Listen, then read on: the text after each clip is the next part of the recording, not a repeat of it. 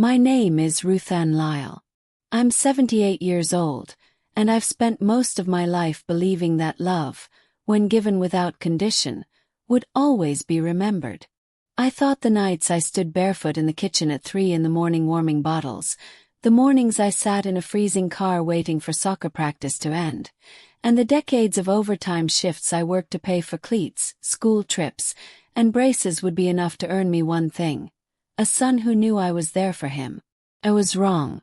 It was a Sunday afternoon in late September when I heard the words that cracked something inside me. My son, Dawson, had brought his family over for lunch, a rare occurrence. He sat at my dining room table, his wife and 2 children next to him, the sunlight spilling in from the bay window. They were talking about some school project on family history. His daughter, a sweet, curious 12-year-old named Kaylee, had asked what I was like when Dawson was a boy. I smiled, already picturing the stories he might tell. Maybe the one about how I stitched his soccer jersey back together the night before his big game. Or how I spent 2 weeks building him the perfect science fair volcano because he wanted it to look real. But then he laughed, short, dismissive, and said, "Honestly, I don't remember Mom being around much when I was growing up. She was always working or busy." The words didn't just land in my ears. They punched me in the chest. I felt my breath hitch. My fork hovered above my plate, the roasted carrots suddenly tasteless in my mouth. I wanted to speak. I wanted to correct him. But the look on my grandchildren's faces, wide-eyed, absorbing his words like gospel, froze me. They were rewriting me in their minds, turning me from the mother who showed up, no matter how tired, into a shadow that didn't exist. I barely heard the rest of the conversation. They laughed, moved on, talked about the weather. I sat there, nodding, sipping my iced tea as though I wasn't bleeding from the inside. When they left, the house went silent again. I sat in the same chair for a long time, staring at the front door, my hands trembling. The truth was, I had been there. More than there. I had carried him on my back, sometimes literally, and yet in one casual sentence he'd erased me. And then I remembered something he didn't know. Something I had kept safe for decades in the cedar chest at the back of my closet. The scrapbooks. 4 of them, thick as phone books, filled with photos, ticket stubs, notes from teachers, birthday cards, and letters he'd written me from summer camp. Every milestone, every scraped knee, every championship game. Documented. Proof. Proof he was wrong. That night, I went into my closet, pulled out the cedar chest, and ran my hand over the worn lid. I hadn't opened it in years. The air inside smelled faintly of lavender and old paper. I flipped open the first scrapbook, and there it was. His newborn photo. The one the nurse had taken just after I'd kissed him for the first time. His tiny fist was curled, his mouth open in a yawn. I smiled, but it wasn't joy I felt. It was resolve. Dawson could tell his children whatever version of history he wanted, but I wasn't about to let them grow up thinking I was invisible. I had the proof, and I was going to show them. But I also knew one thing. Timing was everything. So I started planning. And when the moment finally came, it would be a day they'd never forget. If you're listening to my story and believe no mother's love should be erased, hit that like button, leave me a comment with your thoughts, and subscribe so you don't miss what happens next. Trust me, it's only just beginning. After that Sunday lunch, I didn't sleep much. The words Dawson had said kept looping in my mind like a cruel song stuck on repeat.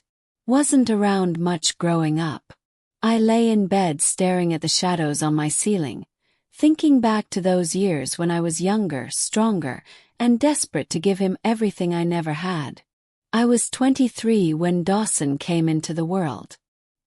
His father, Victor, had left before he could even form his first smile. One morning he kissed my cheek, said he was going to get cigarettes, and never came back. That was it. Just me, my baby, and the old duplex I could barely afford. I remember those nights when Dawson was a newborn. My alarm clock wasn't a machine. It was his tiny cry at 2 or 3 a.m., the sound that would have me stumbling into the kitchen, heating bottles while my eyes burned from exhaustion. I'd rock him in my arms, humming lullabies off-key, my hair messy, my heart full. Those were the nights no one saw, but they were the foundation of who I was as a mother. By day I worked 2 jobs. Mornings were spent cleaning rooms at the Howard Motel on the edge of town. I'd wear rubber gloves that cracked my knuckles and made my hands smell like bleach no matter how much I scrubbed them afterward. In the evenings, I clocked in at the diner, serving coffee and pie to truckers until closing.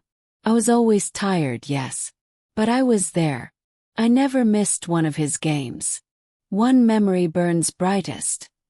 His first soccer championship at age 10. I had begged my manager at the diner to let me leave early. He said no, so I worked the lunch rush without a break, then raced across town, still in my apron, my hair pulled back under a cap. I got there just in time to see him score the winning goal. His face lit up when he saw me cheering from the stands. I remember that smile like it happened yesterday. And yet, all of that he forgot.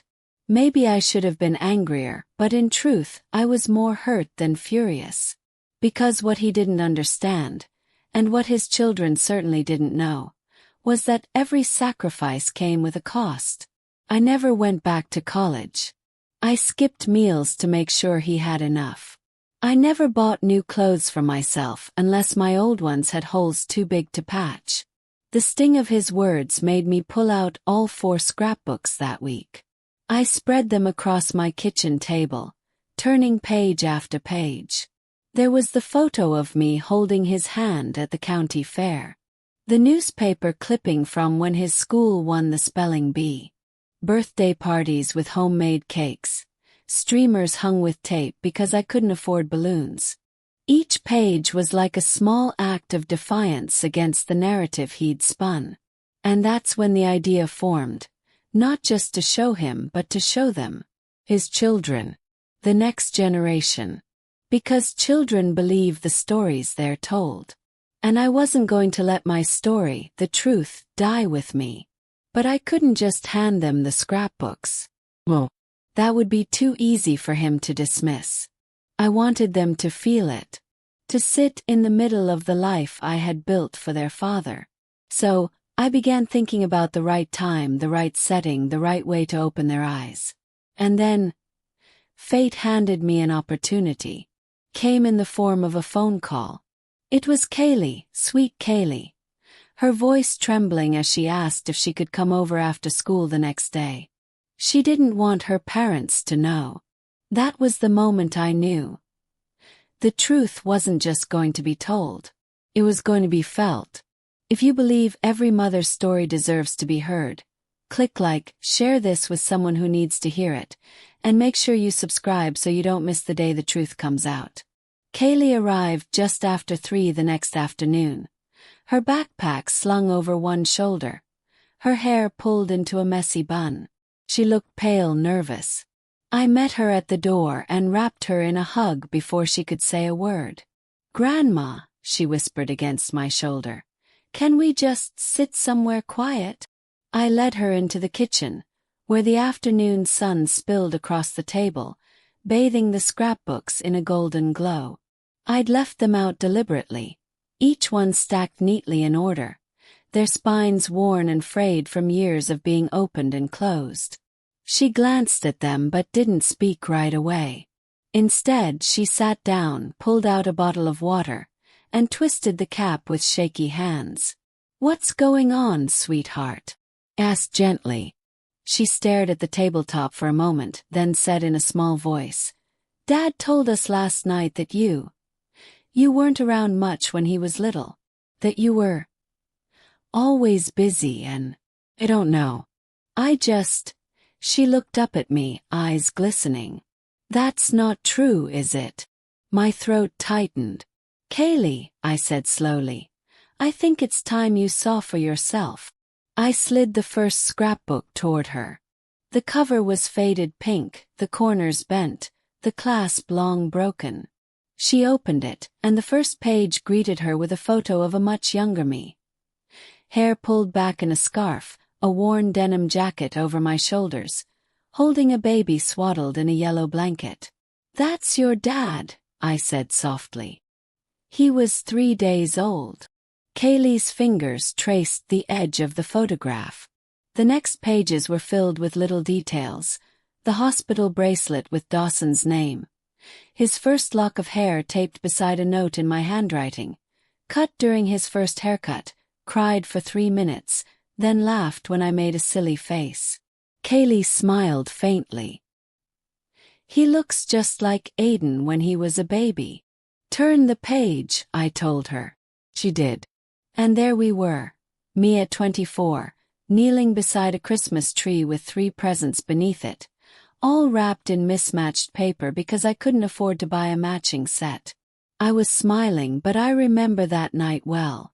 I'd worked a double shift at the diner, come home with my feet aching, and still stayed up to bake cookies so he'd wake up to the smell of cinnamon. "Grandma," Kaylee's voice cracked. "This doesn't look like someone who wasn't around." I leaned back, letting her absorb each image, each caption. Game day photos, me holding a handmade poster that read "Go Dawson." Birthday parties where I'd painted his favorite cartoon characters on paper plates.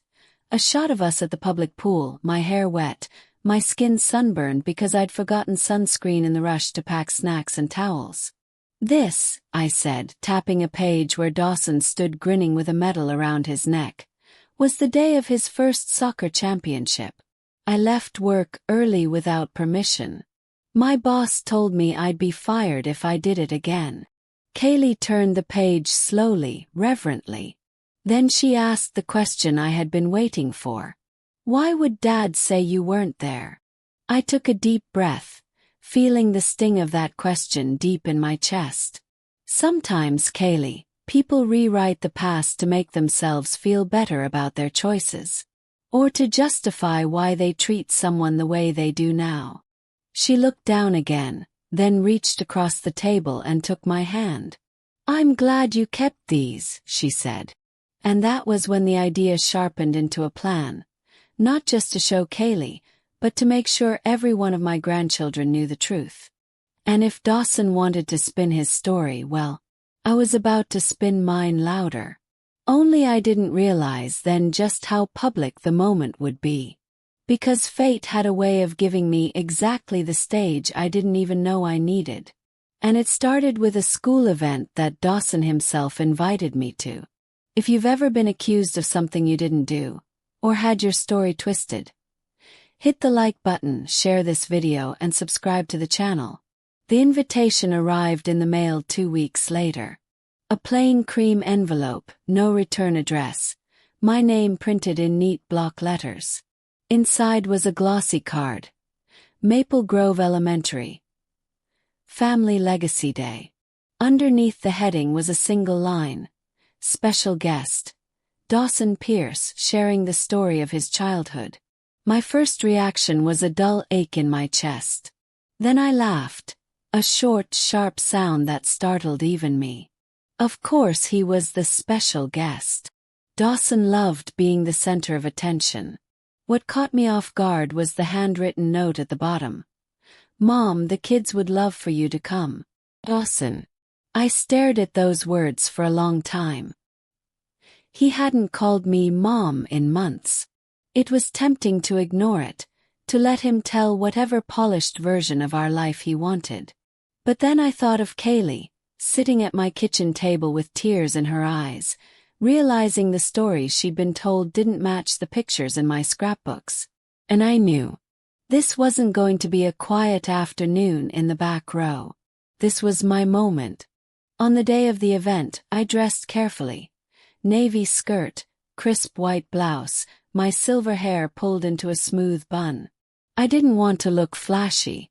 I wanted to look undeniable. Under my arm, I carried a single scrapbook, the one that spanned Dawson's birth to his high school graduation. Maple Grove's gym was buzzing with chatter when I walked in. Rows of folding chairs faced a small stage draped with a maroon curtain. A banner above it read "Celebrating Family Stories." I slipped into a seat halfway back. A few minutes later, Dawson strode onto the stage, all polished confidence in a tailored gray suit. His kids sat in the front row, beaming up at him. He started talking about his childhood, about growing up with limited resources, and finding my way mostly on my own. Every carefully chosen phrase chipped away at the truth. I felt my hands tighten on the scrapbook. Then came the sentence that changed everything. "My mom," he said with a casual shrug, "did what she could, but she wasn't really around much. I had to learn independence early." The words hit me like a slap. I could see a few people in the audience glance in my direction. Before I realized I'd made the decision, I was standing. "Excuse me," I said, my voice carrying in the sudden hush. Dawson blinked at me, clearly not expecting me to speak. Hi, Mom. You're here." "Yes," I said, stepping into the aisle, holding the scrapbook against my chest. "And since this is Family Legacy Day, I thought I might share a piece of that legacy myself." A ripple of murmurs moved through the room. The event organizer, a woman in a floral scarf, hesitated but then nodded. "Why don't you come up?" I climbed the steps to the stage, my knees steady despite the pounding in my chest. I set the scrapbook on the podium, flipped it open, and turned it toward the audience. "This," I said, pointing to a photo of a baby wrapped in yellow, "is Dawson, 3 days old." I was 24 and terrified, but I got up every night at 3 in the morning to feed him because there was no one else to do it. I flipped the page. "This is Dawson's first day of kindergarten. I worked a split shift at the diner so I could walk him there in the morning and be waiting outside when school let out." Another page. "This is his first soccer camp. I paid for it by working overtime for 2 months. I never missed a single game." I looked directly at his kids, their wide eyes locked on the photos. "Your father," I said gently, "didn't grow up without me. He grew up with a mother who was there for everything, sometimes at the expense of her own health, her own dreams, and her own comfort. That's the truth." The room was so quiet I could hear the faint buzz of the overhead lights. When I closed the scrapbook, I didn't slam it. I simply tucked it under my arm, turned to Dawson and said, "If you tell a story, son, make sure it's one you can stand behind when someone brings the proof." And then I walked off the stage. Behind me there was no applause, just a stunned, heavy silence. But as I reached the doors, I felt a small hand slip into mine. "Tilly." Her eyes were wet, but she was smiling. "That was brave," she whispered. "No, sweetheart," I said. "That was necessary." What I didn't know then was that this little public moment would ripple far beyond that gymnasium. Because by the next morning, the entire town would know exactly what had happened. If you believe in setting the record straight, no matter how long it's been, like this video, share it and subscribe so you don't miss the next moment. By the time I woke the next morning, the phone was already buzzing. 3 missed calls from my neighbor, 2 from the church committee, and 1 from a number I didn't recognize. When I finally answered the neighbor's call, she wasted no time. "Ruthann, have you seen the Facebook group?" "No," I said, still groggy. "Well, you might want to. Everyone's talking about what happened at Family Legacy Day. Someone filmed it. It's everywhere." I hung up and sat on the edge of the bed for a long minute, feeling the hum of nerves under my skin. On my laptop, it didn't take long to find the video. There I was, standing at the podium, turning the scrapbook pages one by one, speaking clearly, my voice carrying across the gym. No yelling, no bitterness. Just the truth laid out in pictures. The comments section was a flood. Every child should be so lucky to have a mother like her. Shame on him for twisting her story. This hit me in the gut, reminds me of what my mom did for me. And then, tucked between them, a single line that made me stop breathing. Kaylee Pierce. My grandma's my hero. By noon, Dawson was on my porch. No suit today, just a rumpled hoodie, his face drawn and pale. I opened the door but didn't invite him in. "Mom," he said quietly, "we need to talk." I crossed my arms. "About what?